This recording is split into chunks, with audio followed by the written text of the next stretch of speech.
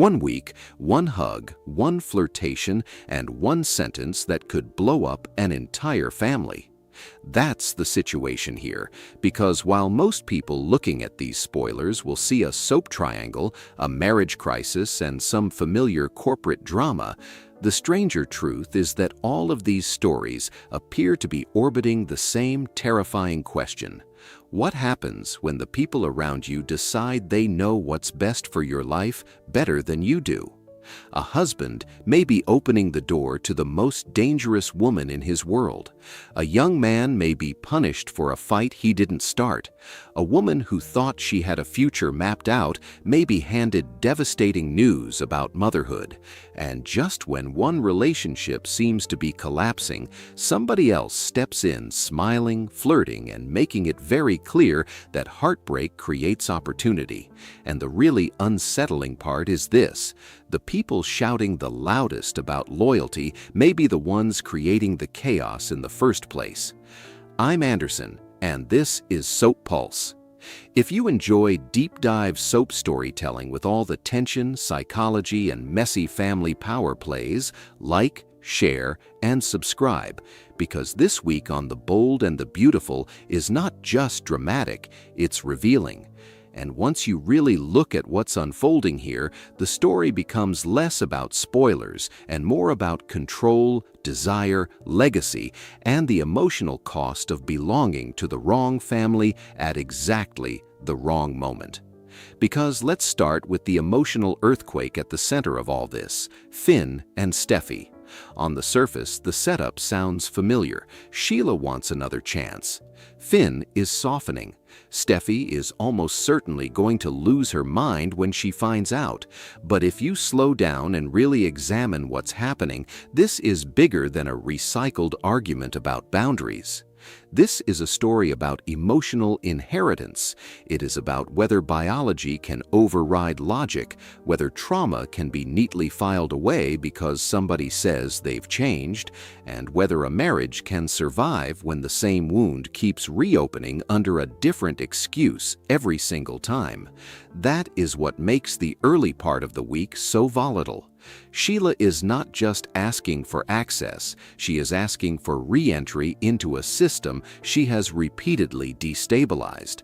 And according to the information we have, she doesn't just get a conversation, she gets something far more intimate and far more dangerous: a hug, and that loaded word, mom.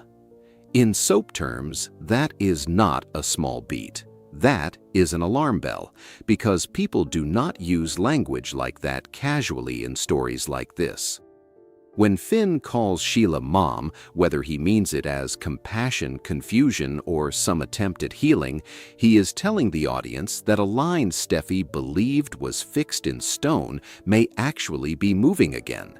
And that is where the real tension begins, because Steffy's rage, if it lands the way these spoilers suggest, will not simply be about jealousy or possessiveness. It will be about memory.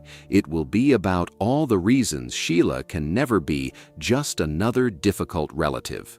For Steffy, this is not abstract. This is not some philosophical debate about forgiveness. This is lived history. So when Finn appears to entertain the idea that Sheila belongs in their lives in some form, the conflict becomes brutally simple. He may see compassion. Steffy sees a threat. He may think he is acknowledging a biological connection. Steffy hears betrayal, and the audience is left with the question that makes this story so watchable. Can a marriage survive when one partner's healing process feels like the other partner's nightmare? That question hangs over the entire week, even before the later explosion arrives, because while Sheila is working her way back into Finn's heart, another family war is simmering on a completely different front, and it involves Will Spencer, Electra Forrester, Ridge, Bill, and the kind of class and dynasty hypocrisy that soaps love to expose. If you only glance at the spoilers, it looks like a breakup story with some rebound flirting. But look closer and it starts to resemble a quiet trial. Will is being judged not only for what he did, but for who he is, whose son he is, and what assumptions people make before he has even finished explaining himself. That becomes especially clear when Will turns to Bill for guidance, and that conversation matters because Bill Spencer is not just a father in this world. He is an institution, a reputation, a symbol. He represents force, ambition, and the kind of unapologetic power that makes people either fear you or blame you. So when Will goes to him, the subtext is obvious. He is not just looking for advice, he is looking for identity. He is trying to figure out whether he actually did something wrong or whether he is being cast as the villain because the Forrester side had already written the ending before he arrived. And if Bill does what many viewers would expect him to do, he is likely that he did not betray Elektra by refusing to spill business secrets. That matters because it reframes the entire emotional guilt spiral surrounding Will. The spoiler language suggests that Will is later eating himself up inside and regretting not being honest, but that wording is worth interrogating. Honest about what exactly? About information that was not his to disclose? About corporate secrets he had a duty to protect? In a real human sense, this is where the story gets slippery, because guilt and wrongdoing are not always the same thing. People can feel terrible about enforcing a boundary. People can lose a relationship without actually being morally wrong. And that appears to be exactly the psychological trap Will is falling into. What makes it worse is the environment around him. Ridge appears ready to moralize. RJ has already crossed lines, and the larger Forrester machine seems to be operating with a familiar soap logic. Our family conflict is justified because we are the ones feeling it. That is why the hypocrisy angle is so fascinating here. If RJ really trespassed and refused to leave, and if Ridge really escalated things physically, then the effort to paint Will as uniquely dangerous or uniquely unworthy starts to look less like moral clarity and more like territorial storytelling. In other words, this may not be about principle at all. It may be about deciding who gets to belong. And that is exactly why Elektra matters so much in this week's arc. Because on paper, this is about whether she takes Will back, but emotionally, it is about whether she makes a decision for herself or lets the Forrester pressure campaign make it for her. The spoilers indicate that RJ is talking to a sad-looking Elektra in the design office and likely pushing the familiar message that she should stay away from Will. If that plays out, then Elektra is no longer just a romantic lead in a soap love mess. She becomes the battleground between desire and obedience. She has feelings, he has history, her workplace has politics, her family has opinions, and what viewers will be watching for is whether Elektra still has agency by the time everybody finishes talking at her. That phrase matters, talking at her. Because so much of this week appears to be driven by characters who claim to be protecting women while also trying to manage them. Ridge allegedly gives an ultimatum. Eric later demands distance. RJ inserts himself. Everybody has advice. Everybody has rules. Everybody thinks they know what danger looks like. But one of the strangest patterns in stories like this is that the people making the biggest speeches about protection often create the most suffocating conditions. They turn concern into control. They confuse family loyalty with compliance. And they act shocked when that pressure pushes people into secrecy, rebellion, or emotional collapse. Which brings us to Dylan, because Dylan enters this emotional mess not as a passive extra, but as a walking temptation wrapped in timing, chemistry, and possibility. And this is where the week gets deliciously complicated. Dylan is not flirting in a vacuum. She is flirting at the exact moment Will is emotionally vulnerable, publicly frustrated, and likely feeling judged by an entire family that never fully accepted him. That creates a classic soap setup, yes, but it also creates a fascinating psychological one. Because rebound attraction is rarely just about attraction. It is often about relief. It is about being seen differently. It is about stepping into a room where nobody has already decided you are the problem. So when the spoilers describe Dylan bartending, looking good, ready to flirt, calling him Mr. Spencer, and then teasing him in a way that turns playful and personal, the subtext is unmistakable.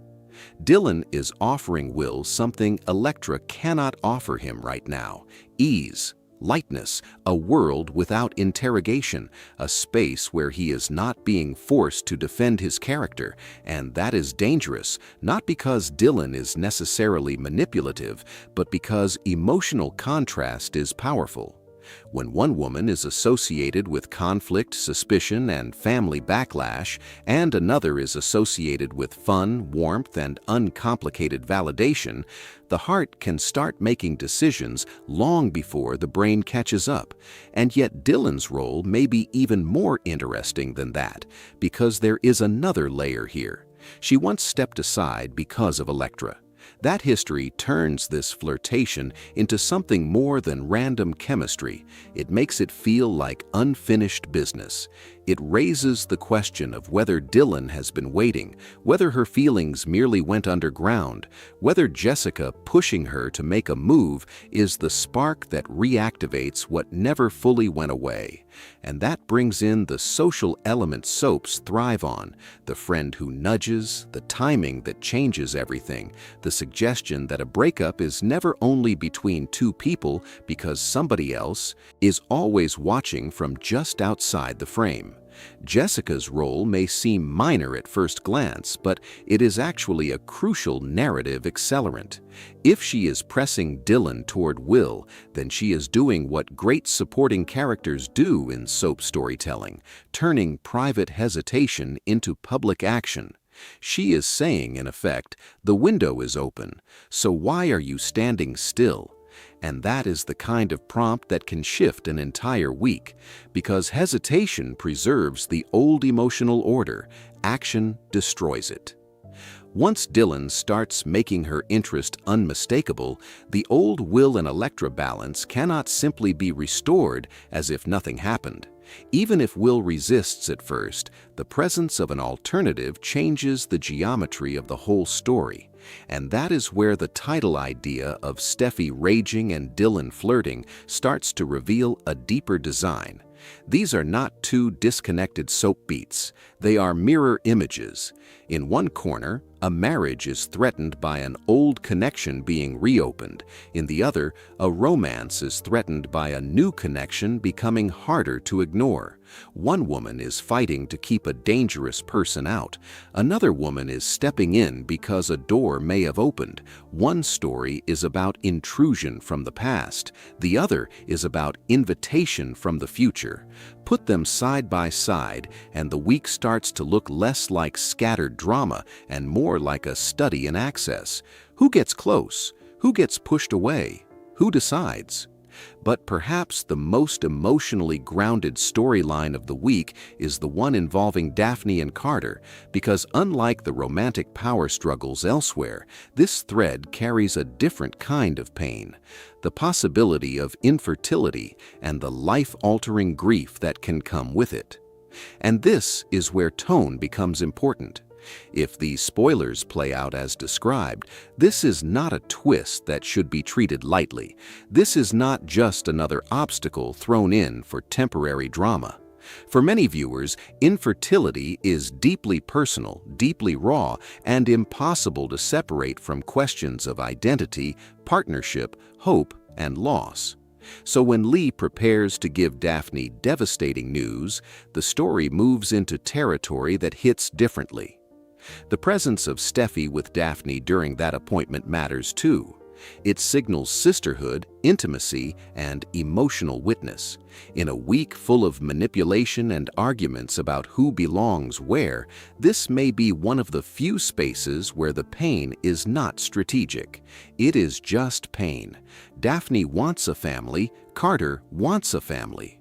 They moved forward believing that dream was possible in the way they imagined it, and suddenly one conversation may alter the future they thought they were building. That kind of news doesn't simply create sadness, it creates silence, self-blame, fear of disappointing a partner, and the haunting possibility that love may now be tested by grief neither person chose. And that is why Thursday's setup, where Daphne must tell Carter the truth, may become one of the most emotionally important moments of the week. Not because viewers doubt whether Carter loves her, but because bad news has a way of changing how people hear everything. If Daphne offers him an out, as many in her position might out of heartbreak or guilt, then the audience is forced into another major question. How much of love is tied to the future we thought we were getting?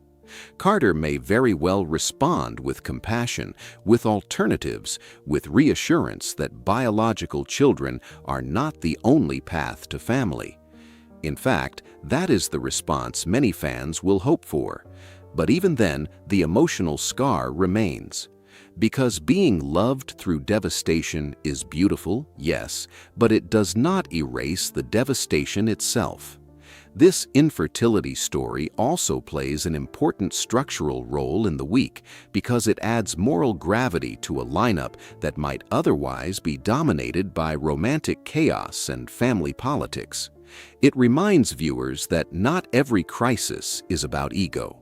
Not every heartbreak can be solved by choosing a different partner or winning a fight or launching a new fashion line. Some pain arrives without a villain. Some pain is simply life arriving with terrible timing. And in a week where so many characters are trying to control outcomes, this may be the one storyline that exposes how little control anybody really has. That tension between control and helplessness also runs straight into the fashion world material involving Eric and Ridge, because even their big launch carries an undercurrent of instability. On the surface, it sounds like a classic image management move.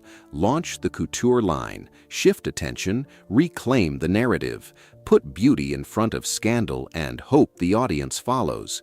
But that plan may be more revealing than they intend, because whenever powerful people announce that a glamorous new venture will take attention off an existing controversy, what they are really admitting is that attention is exactly what they fear losing control of, and that is why the Eric Ridge material deserves more than a passing mention.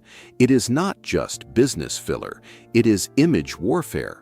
If they truly believe a line launch will redirect the conversation, then they understand something essential about this world. Public perception is as valuable as product, but the plan may also expose their anxiety. What if the press does not cooperate? What if every question about the couture line turns into a question about Logan? What if the launch meant to restore Forrester prestige instead becomes a spotlight on internal fractures, old resentments, and the cost of corporate ego? In entertainment storytelling, grand launches are rarely just about success. They are stress tests. They reveal who is secure and who is bluffing. There is also a practical concern hanging in the air. If the line is expensive, if expectations are high, and if the designs themselves fail to electrify, then the emotional significance of the launch changes. It is no longer just a distraction. It becomes a gamble. And gambles inside family empires are never isolated. If one branch of the family is demanding loyalty, another is facing medical heartbreak, a younger generation is battling over romance and reputation, and the company is pinning hopes on a major launch, then what viewers are really watching is a dynasty under pressure. The clothes may be beautiful or not, but the deeper story is whether this institution still knows how to hold itself together when every room has a separate crisis unfolding inside it. Then we get to Friday, and this is where everything starts to squeeze tighter. Eric demanding that Will keep his distance from the Forrester family is not just harsh, it is revealing, because when a powerful family starts issuing commands about who can love whom, who can visit whom, and who must stay away, the language of protection starts sounding more and more like ownership. Stay away from the family, stay away from the house, stay away from the office, stay away from the daughter. In a very real storytelling sense, these are not confident people setting healthy boundaries. These are people trying to manage contagion.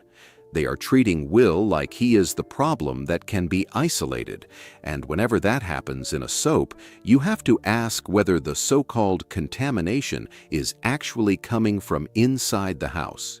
That question becomes even sharper if Will, after all of this pressure, winds up back at Bikini Bar and then at his Malibu place with Dylan. Because now the story isn't just about being rejected, it is about being redirected. What happens when someone pushes you out of one orbit and another orbit is waiting with a smile? What happens when a young man who already feels misunderstood hears somebody tell him that not everybody sees him through the Spencer lens? That exchange may be one of the most psychologically revealing of the week. Will's issue is not only Electra, it is identity.